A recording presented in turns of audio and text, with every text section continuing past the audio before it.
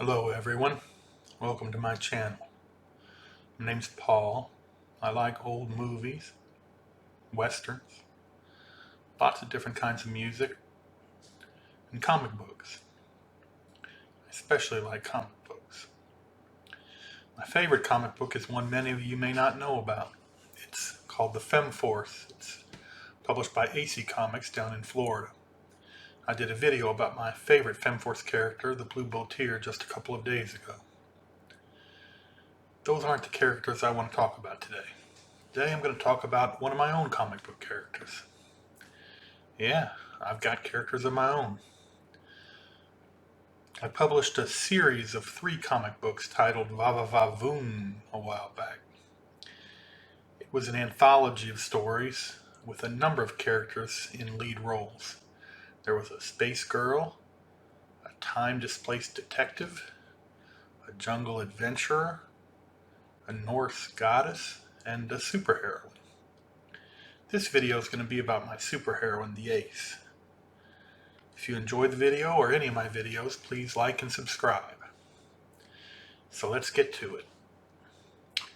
Who is the Ace? To the casual eye, she's no more than the typical bombshell superheroine prone to attention-seeking behavior and no doubt hindered by arrogance that leads her to overestimate her abilities. To a more discerning eye, she can be understood as a citizen who's taken up the mantle of a heroic persona out of respect for the law and civil society to serve as a protector of her community. However, to one well versed in the stories of individuals, who the Ace is begins and ends with the life of her alter ego, Sophia Pinheiro. Sophia was an extraordinarily bright child, growing up the daughter of a police officer in Puerto Rico. She's one of those people who, for whatever reason, are just ultra intelligent.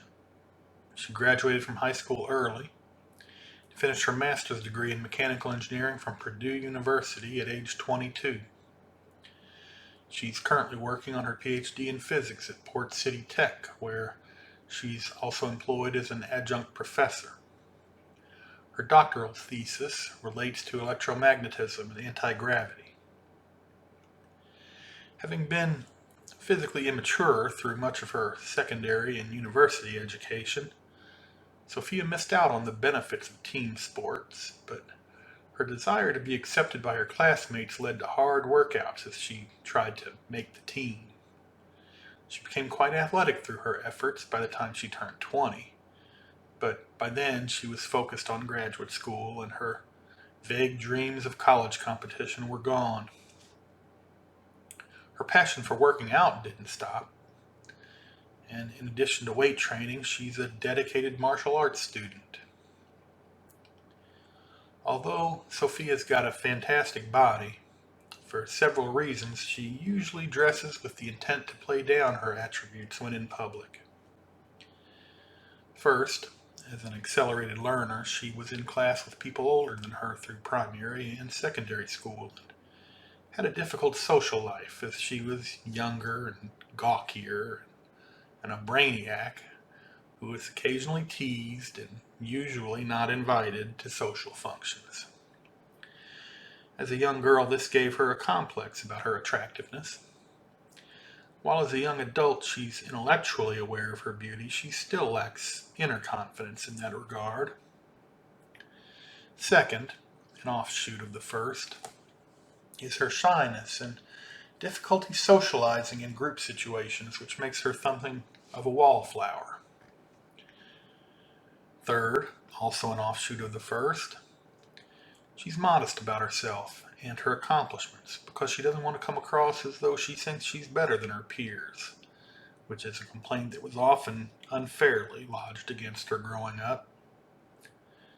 Finally, due to her recent crime-fighting career, she finds it useful to dress in a way that people wouldn't believe she's a bombshell superhero.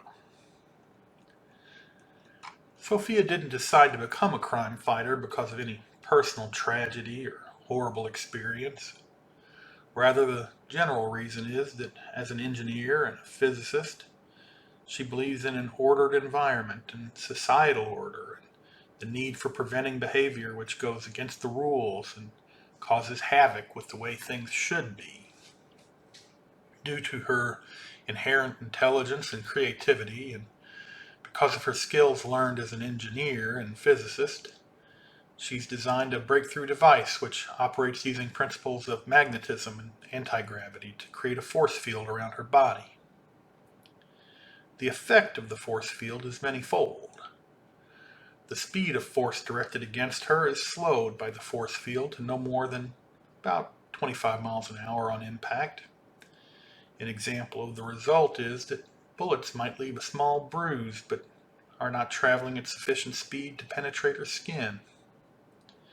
Other force directed against her similarly affected, which makes her difficult for anybody to overpower by fists or projectiles.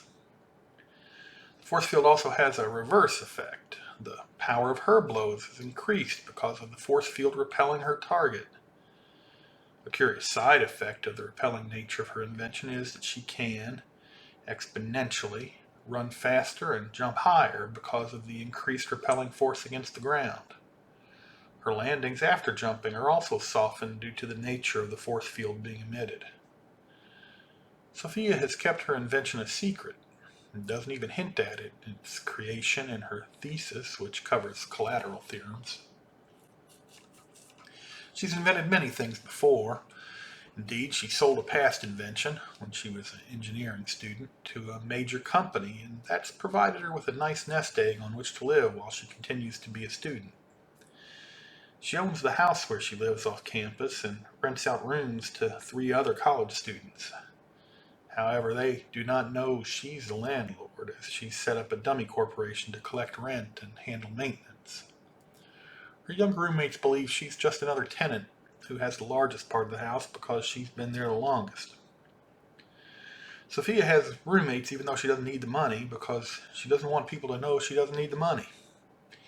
And she hides the fact that she's the landlord for the same reason, and to be one of the guys, as well as due to her innate modesty. However, despite wanting to be one of the guys, she never finds time to socialize with her roommates, especially now that she's taken up crime fighting.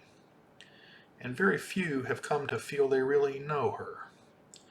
Indeed, despite her intention in having roommates, sometimes her younger roommates have felt that she's aloof and stuck up. Same issue she had when she was younger. Having been socially awkward her entire youth, it seems she's carried that burden into young adulthood. The direct reason for her donning a superhero costume of her own design was the combination of wanting to field test her force field invention in anonymity and happening upon an internet chat room where she realized that some members were speaking in code and were actually part of a criminal organization.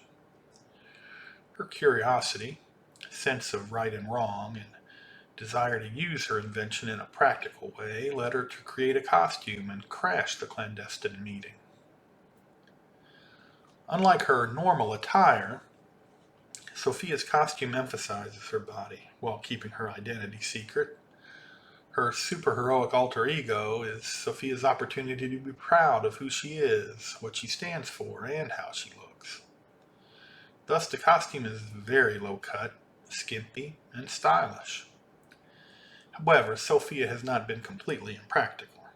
She used a heavier duty, although still lightweight and stretchable, fabric, and then chemically treated it to reinforce her force-stopping capability. And she also engineered in extra support where needed. She placed her force field invention in the metal bracelets she wears on each wrist to protect the force field invention from being damaged, and when activated, it protects her entire body. The closer the bracelets are to each other, the greater effect, and for maximum stoppage, they should be centered close to her frame. Her first crime-fighting foray was a smashing success. The drug-dealing hoods were taken by surprise that anybody else was around for the transfer of their shipment, and those that did get off a shot before she punched their lights out were stupefied to see the bullets bounce harmlessly off of her. She tied them up with their shipment and called the police. After a couple of more forays with equal success, she's starting to gain some confidence, although she's made only a small dent in a large criminal enterprise. So far, besides drugs, she broke up a shipment of stolen art, illegal immigrant smuggling, and an old-fashioned sports bookie. The variety of the crimes gave a hint at the size of the organization, but the thugs she'd taken down were all clearly small-time and low-level. The tale they tell in lockup has the police chuckling, but so far the news media hasn't picked up on her activities. However, despite her intelligence, Sophia's still young, inexperienced, and not very worldly. So far, this is almost a game to her. She gets to make quips like the action heroes in TV and movies, and it's quite fun. The very real dangers she faces have rarely been brought home to her personally yet. The crime-fighting thing could almost be seen as a confidence-building lark, although several close calls have made her more wary in her approach. Whether she can avoid the vulnerabilities assumed by the casual observer may be the ultimate test of who the ace is.